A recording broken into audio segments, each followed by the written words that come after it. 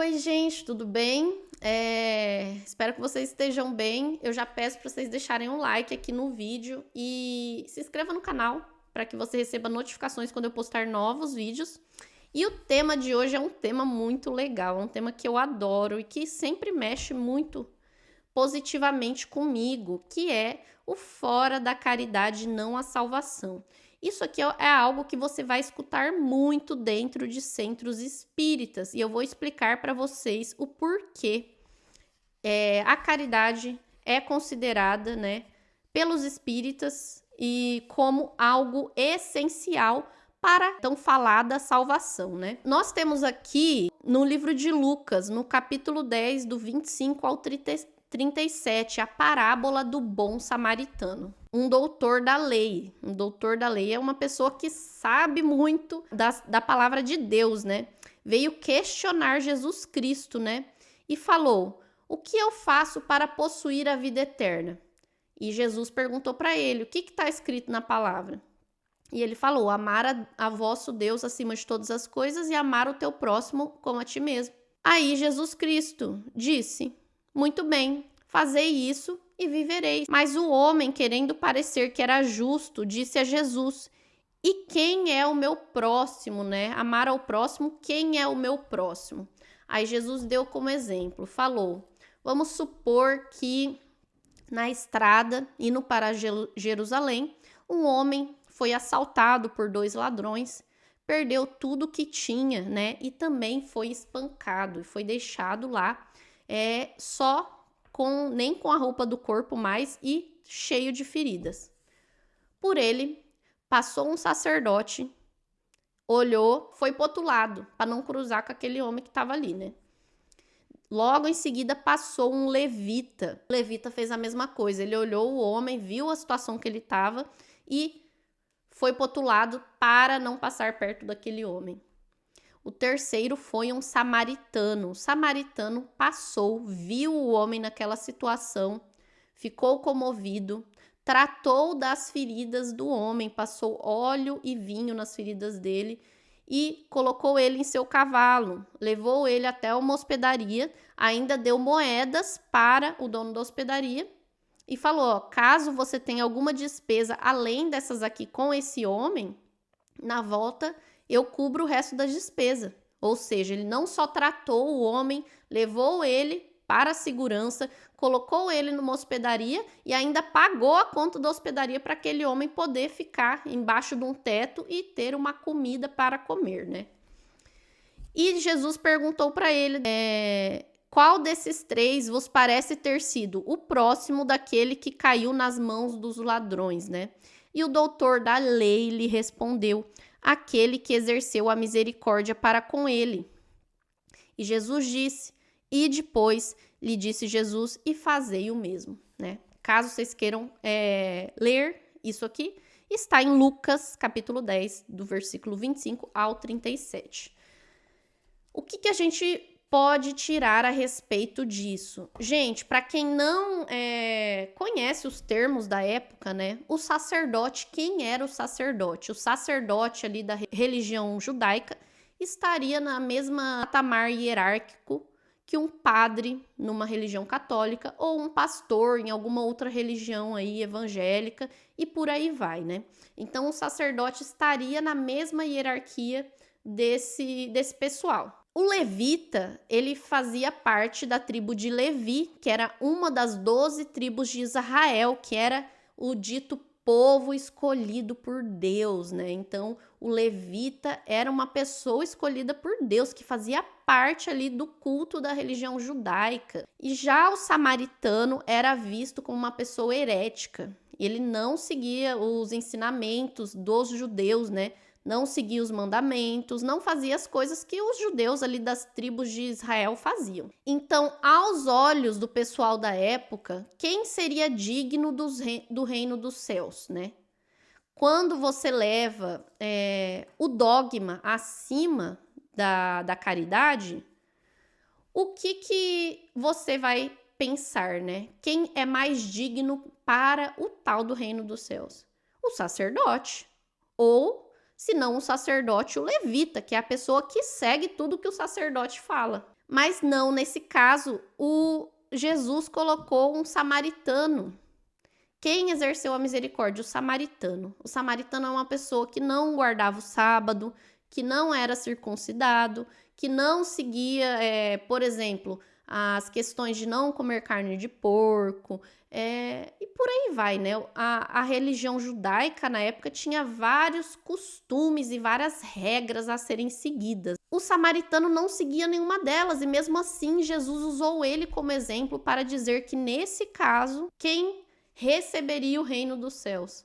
O samaritano, no lugar do sacerdote e do levita, porque o sacerdote e o levita, ao verem um irmão passando necessidade, simplesmente viraram as costas e continuaram o caminho deles, e não quiseram se envolver, né? Não quiseram sujar a mão deles. E é muito interessante isso. Por quê? Porque isso aqui acaba com a ideia de que, se você não faz parte de determinado dogma, se você não acredita no que determinada pessoa fala, você não terá o reino dos céus. Mas Jesus deixou claro que o pré-requisito para o reino dos céus não é uma religião específica, não é uma crença, não é uma regra religiosa, né? Várias religiões têm várias regras aí restritivas, né? Eu, lendo isso aqui, eu entendi que se o samaritano, que não seguia nenhuma regra, mas era caridoso com o seu próximo, o que vai determinar a subida ao reino dos céus é a caridade. E depois ele traz ainda aqui outras linhas de raciocínio. Outras pessoas diriam que fora da igreja não há salvação ou fora da verdade não há salvação. Ele traz ambos e explica como ambos não funcionam. Por quê? Fora da verdade não há salvação. Vamos supor que isso fosse real. Fora da verdade não há salvação. Vocês conhecem alguém hoje no planeta Terra que vocês olhem para aquela pessoa e falam: eu acho que essa pessoa sabe toda a verdade? E ela, com certeza, sabe tudo que tem para saber a respeito de Deus, do universo, de Jesus. É essa pessoa aqui que sabe toda a verdade. Obviamente não tem, gente. Hoje, no planeta Terra, não existe nenhuma pessoa que saiba toda a verdade. O que a gente tem são faces da verdade. A gente recebeu várias mensagens em relação à verdade, porém, cada pessoa interpreta da forma que convém, cada pessoa interpreta do jeito que acha melhor. E sendo assim, às vezes elas se adaptam de partes dessa verdade e descartam outras partes que elas não consideram tão importantes ou que não consideram reais, né? Porque tem isso, o que é real ou não nisso tudo? Quem está falando a verdade ou não está? Se fora da verdade não houvesse salvação, então ninguém estaria salvo. Porque não existe ninguém que possui, que detém toda a verdade. Vamos concordar, não tem tanta coisa que a gente vê que estão escondendo da gente, né? Os governos, as altas hierarquias aí do planeta, tanta coisa que esconde da gente. Se fora da verdade não houvesse salvação, não teria ninguém salvo aí, mas tá tudo bem, né? Enfim, gente, isso aqui eu tô trazendo o que tá aqui no Evangelho segundo o Espiritismo e a minha opinião também, né? Se você quiser, comenta aqui se você concorda, discorda, pra mim tá tudo certo. E se fosse fora da igreja não há salvação, né? Algumas pessoas dizem isso, fora da minha igreja não há salvação. Qualquer pessoa que seja de outra religião que não seja a minha e que não vá na igreja que eu vou, não vai ser salvo. Muitas pessoas pensam isso. Porém, Jesus Cristo não deu o exemplo do samaritano. O samaritano é o cara que não ia na igreja. Ele não ia na igreja judaica. O samaritano é o cara que não cumpria os ensinamentos ali. Ele não escutava o que o sacerdote falava, não obedecia as coisas ali impostas pela religião lá da época. E mesmo assim, no exemplo de Jesus, quem era digno do reino dos céus? Era o samaritano, gente. Então, o que Jesus deixou claro que é essencial para a entrada no reino dos céus? A caridade. A caridade, sim, gente. Fazer o bem sem esperar nada em troca. Ajudar quem necessita de ajuda. E por que isso? Trate o seu próximo como a ti mesmo. Como você gostaria de ser tratado naquele caso específico, né? Caso você tivesse sido roubado no meio da estrada e tivesse passando necessidade, você ia gostar muito que alguém te ajudasse naquele momento difícil, né? Então, esse é o único requisito que eu diria para a salvação. Mas lembrando, gente, que estamos numa jornada de aprendizado. Essa coisa de ser salvo ou não irá determinar para sempre o seu destino. Mesmo aqueles que não foram salvos, vamos supor, pessoas que eram voltadas ao mal, que eram voltadas ao egoísmo, voltados à materialidade, eles muito provavelmente, né, ao chegar no mundo espiritual, vão ter ali a sua parcela de resgate, né, resgate das ações que eles vão fazer, porém eles vão ter outras chances sempre, gente. Por quê? Por causa da lei de ação e reação. Toda ação vai gerar uma reação, correto? E a reação é proporcional à ação. Então, o resgate será proporcional também à ação daquela pessoa e ela irá ter novas oportunidades de buscar a salvação. A salvação, na minha concepção, é a nossa libertação espiritual, é o nosso elevar de consciência. Quando você eleva a sua consciência a um próximo patamar, você fica livre de voltar a ter que reencarnar aqui na Terra. Isso aí a gente volta para os ensinamentos também de quem? De Buda, que falava sobre a roda de Sansara. Somos todos prisioneiros da roda de Sansara, somos todos prisioneiros da roda da vida e continuamos reencarnando e reencarnando aqui na Terra porque não aprendemos a lição ainda, né? Mas isso faz parte do processo evolutivo, do processo da evolução espiritual, que é uma das leis divinas, é a lei do progresso. E nós estamos progredindo. Então, né, todas as nossas ações vão ter as suas reações. Aqueles que não conseguiram a salvação vão ter a sua parcela de resgate, mas eventualmente vão ter novas chances para conseguir a salvação, que seria nada mais, nada menos que a sua própria libertação e o seu elevar de consciência. Mas então, para quem não sabia o porquê, né, fala-se muito dentro do espiritismo, fora da caridade não a salvação, é por causa disso. Está aqui, né, no capítulo 15 do livro Evangelho segundo o Espiritismo, trazendo a elucidação a respeito dessa e de algumas outras parábolas de Jesus Cristo, tá? Fora que em diversos momentos Jesus também falou, sempre que ele era perguntado quais são os mandamentos mais importantes. E ele sempre falava amar a Deus acima de tudo, amar o próximo como a ti mesmo.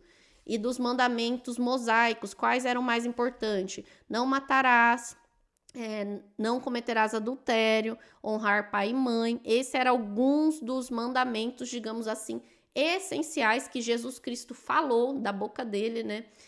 Que eram os considerados mais importantes. Isso, na minha concepção, faz cair por terra qualquer pessoa que vincule a salvação com algum fator externo. O que eu quero dizer com algum fator externo? Alguma roupa que você use, se você vai toda semana para a igreja ou não, ou se você come algum tipo de comida que não pode ou não comer, se você tem tatuagem ou não, né? Muitas pessoas falam que isso é um fator determinante para você ser condenado a queimar no fogo do capiroto aí eternamente.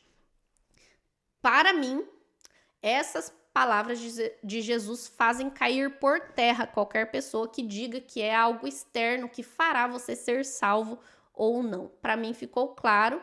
Por isso que muitas vezes a gente fica confuso com as coisas do mundo. Sim, gente, porque é cada um falando uma coisa diferente, que a gente fica olhando para um lado para o outro, falando quem que tá falando a verdade, quem que tá certo, quem que não tá. O que eu tenho que fazer então? E daí vem os apocalípticos, né? Que são aquelas pessoas que falam, se vocês fizerem isso, vocês vão todos não sei o que, né? E daí algumas pessoas ficam desesperadas, né? E chega alguns sacerdotes e fala, porque se você não fizer o que eu tô mandando, né? Enfim, algumas pessoas se aproveitam do medo de outras também para conseguir poder, conseguir influência, controle e por aí vai. E o que eu queria dizer é que às vezes a gente fica confuso no meio desse monte de informação. E a minha confusão me levou a me apegar às palavras de Jesus. Porque quando você fecha os ouvidos para o mundo, você fala assim, tá, não importa o que o sacerdote está falando, o que o pastor da tal igreja está falando, não importa o que ninguém está falando. Deixa eu ver aqui o que Jesus falou. E pega ali o que Jesus falou a respeito disso. Ah, ele falou isso. Então, na dúvida, né, eu faço isso. Gente, não sei se é o melhor caminho para vocês, mas é o que eu faço. Na dúvida, o que Jesus falou? Ah, ele falou isso. Então, na dúvida, eu vou fazer isso, né? Na dúvida, não vou ficar apegada a coisas externas, não vou ficar me noiando por causa de, mas e se a marca da besta for não sei o quê? Mas e se o anticristo for não sei quem? Eu não tenho nem paciência mais para essas coisas, porque é cada um falando uma coisa. Uma hora o anticristo é o Elon Musk, na outra hora ele é o Donald Trump, na outra hora ele é o Biden, na outra hora ele é não sei quem, na outra hora... E fica lá, cada um falando uma teoria mais doida que a outra. Eu tenho minhas teorias doidas também, gente. Eu tenho as minhas teorias a respeito disso, mas para manter a sanidade, a calma e a internalizar a paz de Jesus dentro de mim, eu falo, na dúvida, eu vou fazer o que Jesus está pedindo. Eu posso ter várias teorias a respeito de várias outras coisas, mas eu vou fazer o que está saindo da boca de Jesus, que é fora da caridade, não a salvação, né?